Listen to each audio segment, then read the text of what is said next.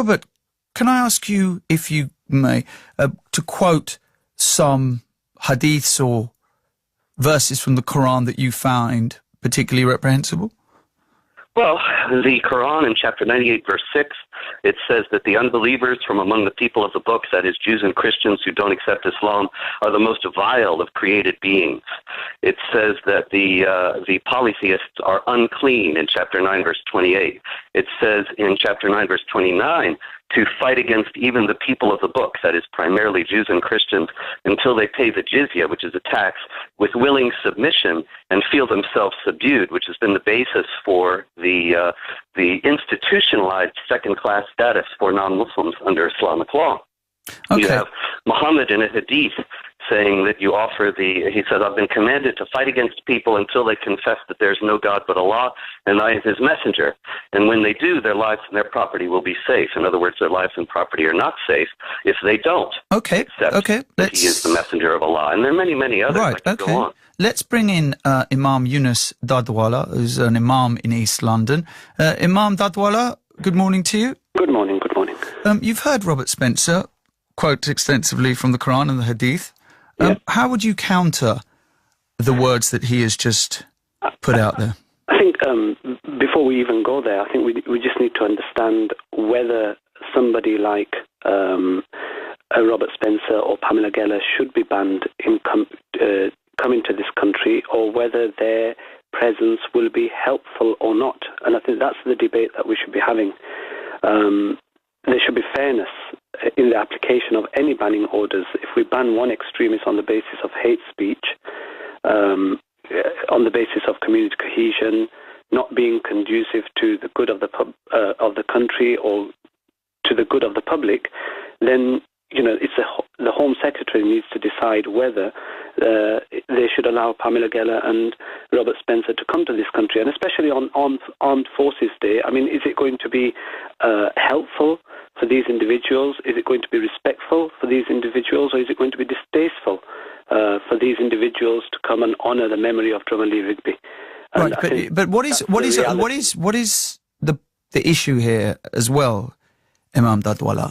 It's the generalisation. It's the ability of people such as Tommy Robinson, such as Robert Spencer, to be able to quote from the Quran. But there are many verses in the Bible. There are many verses.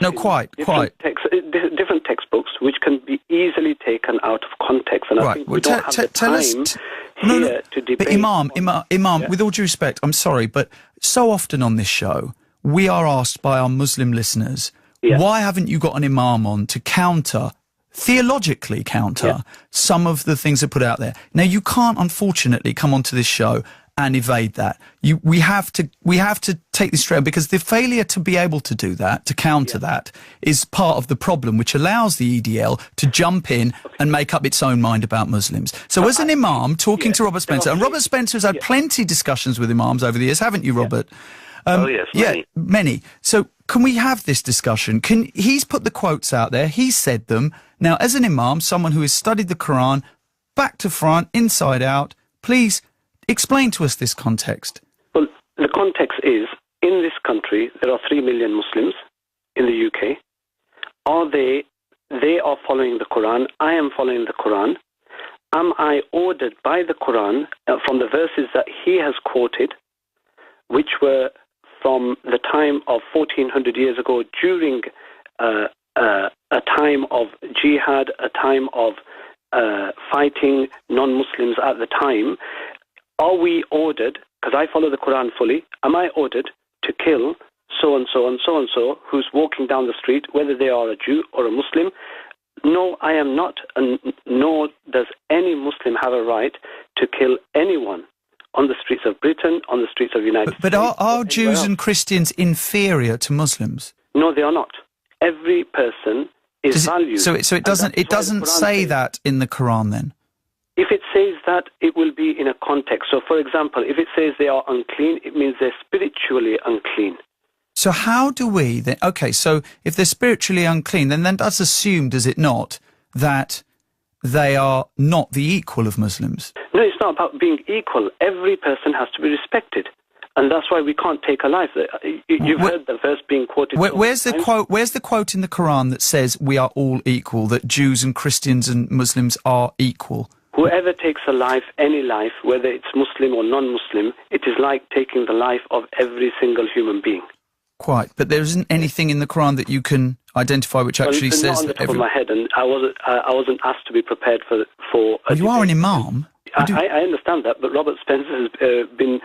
He's not an imam. Yeah, but he's been. This is his field, and well, Islam is your field, surely. Islam is my field, but I have not been called to discuss whether Robert Spencer and the verses of the Quran which he is quoting. I have been called to ask whether he should be allowed in to this country or not.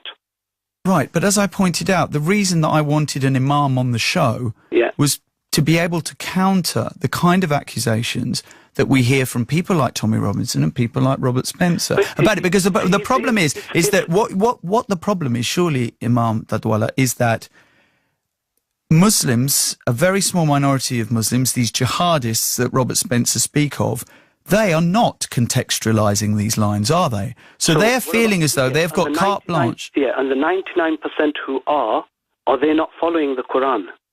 Well, the 1%, but the 1% might argue that they're not. No, but that's the 1%. There's always extremists in every single community. Absolutely true. You cannot generalize the whole community based on the extremist views. So if 99% who are following the Quran, who are following Islam, are not taking that verse as literal, then why is it that we should follow the 1%? Robert, please explain further how you coming to this country where views such as yours already exist and are articulated is doing anything to help bond us together and to learn to live with each other and to, I mean, well, it's doing exactly that. We're showing that there's an international coalition for freedom.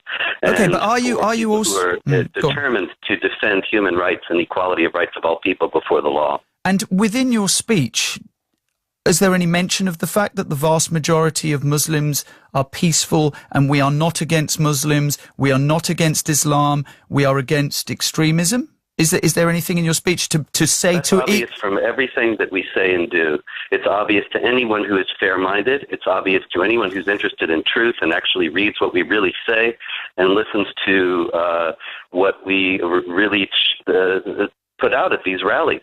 The fact is that, like I said before, any Muslim who genuinely stands for human rights and rejects the idea of the death penalty for the apostate and the oppression of women, wife beating that is sanctioned in the Quran in chapter 4, verse 34, and so many other things.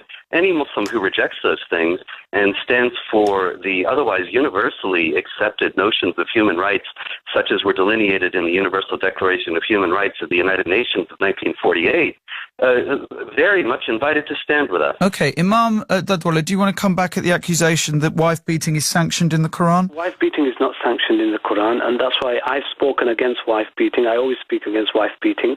And I think what we've got to understand is, Pamela Geller, she's standing up for Israel. And, her language is vile against Muslims. It's generalized against Muslims. And that's why on a recent visit to Canada, she was banned by a synagogue. A Jewish woman, a so-called defender of Israel, is banned from speaking at a synagogue.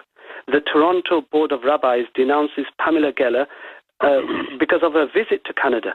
Why was she invited? And this is the Board of Deputies of Rabbis in Canada. So, for Muslims to speak about whether Pamela Geller, or just question whether Pamela Geller is conducive to the public good in this country, I think is, it's quite natural. But not Robert Spencer? Robert Spencer as well. Anyone who is trying to fuel hatred. We live in a society, a peaceful society. There are individuals who carry out acts of criminality. There are individuals who are extremists, but you can't generalize because of those criminals or those extremists and start demonizing a whole community. And those people who are, look who's calling these individuals. I think that answers a lot of questions. It's hateful people who are calling hateful individuals to a rally. Robert? Chapter 4, verse 34 of the Quran says, good women are obedient. As for those that are not, give them a warning, send them to separate beds, and beat them. It's in there. Look it up. As far as Pamela Geller getting banned in Canada goes, this is part of an international effort by leftists and Islamic supremacists to silence any voices that are standing up against jihad and Islamic supremacism. And actually, she was banned by the first synagogue there because a Muslim policeman threatened the rabbi and told him that he would lose his job as a chaplain for the area if he let her speak. And so you see, all these things always go together. What we have is an unwillingness to debate, an unwillingness to deal with the truth, an unwillingness to grapple with the hard issues that jihad raises, and to come up with genuinely helpful solutions. But why aren't you doing an interfaith conference? The elements of Islam, Robert, why aren't you? Rise to this. Why aren't you saying, I don't want to speak to the EDL because the EDL in this country have a terrible reputation, that there are balaclava-wielding thugs who have been involved in violence with the police. You don't want to get involved in giving a speech to them. You want to get involved in giving a speech to an interfaith conference where you can discuss such issues. Surely that would be about social harmony in this country. We don't need anyone else coming over here and creating disharmony. Sorry? No interfaith conference is inviting me because they listen to the propaganda. But have you done your research on EDL? Have you done your research on the EDL? Yeah, have you? The fact is... Well, I interviewed the leader for an hour and a half last week, so yes, probably more so than you have. So, I mean, he was sitting right in front of me for 90 minutes yesterday. The EDL does not advocate violence and does not engage in anything except fighting back. Wait a minute, but it has some very unsavory characters who claim to be members of it. And in the same way that you condemn Islamic extremism, surely you should be condemning extremism within the EDL and having nothing to do with it. Yeah, absolutely. And so So why are you speaking to them then? To know. Why do you keep interrupting me? You ask me a question. So why are you speaking to them? I happen to know and have verified this with Tommy Robinson and Kevin Carroll that these people that come in and give the Nazi salutes and have swastikas and all that, they are oftentimes infiltrators who are trying to discredit the organization. They go in to get their picture taken somewhere.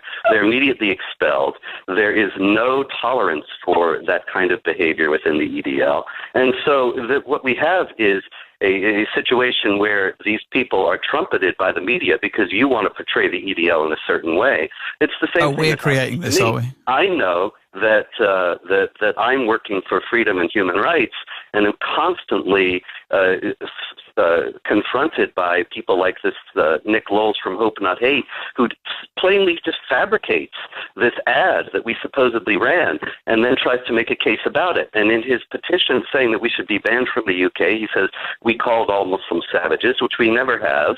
So the whole thing is based on lies.